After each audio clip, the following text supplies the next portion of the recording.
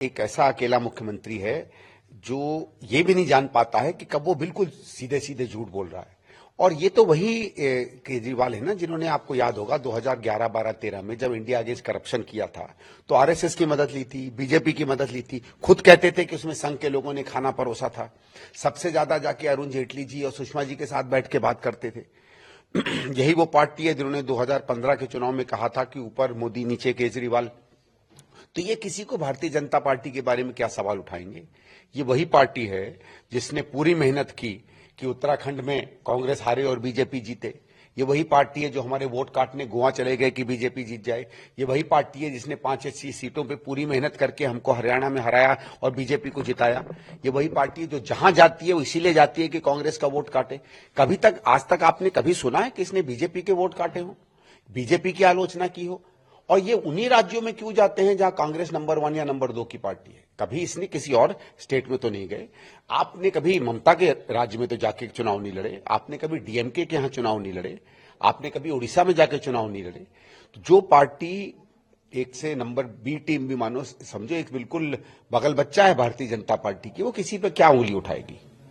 लेकिन सर, जो ये पूरा मामला है इसको देखे कैसे हैं? क्योंकि लगातार एक के बाद एक, आज अरविंद केजरीवाल का कहना, इससे पहले आतिशी जो है मुख्यमंत्री, उनका ये कहना कि बीजेपी जो है, बीजेपी चुनाव जीतने के लिए सहारा कांग्रेस का ले रही है, कांग्रेस बीजेपी की भी टीम है।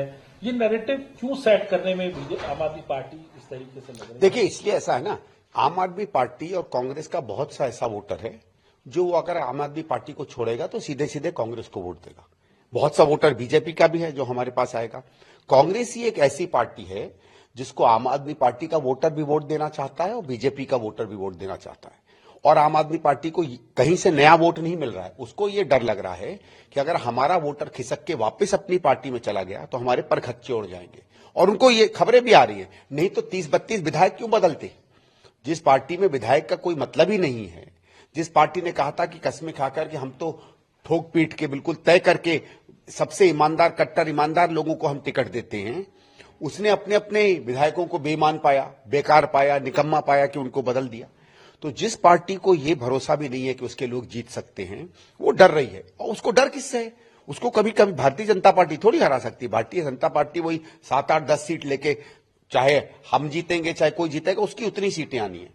अब उसको ये लग रहा है कि उसकी जो 60-65 सीटें आई थी, इसमें करीबन 40-45 सीटें कांग्रेस निकाल लेगी और वो हो सकता है नंबर 3 की पार्टी भी बन जाए दिल्ली में।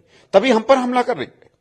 कभी बीजेपी पे एक आध दो, कभी कोई विषय निकालने बोलना चाहे तो बोलना चाहे, उसके अलावा कभी उसने भारतीय जनता पार्टी पे हमला नहीं किया है। वो तो लोकसभा के चुनाव में जब उसको लगा कि सबसे अलग थलग खड़े हो जाएंगे, तब उसने छोटी मोटी आलोचना की।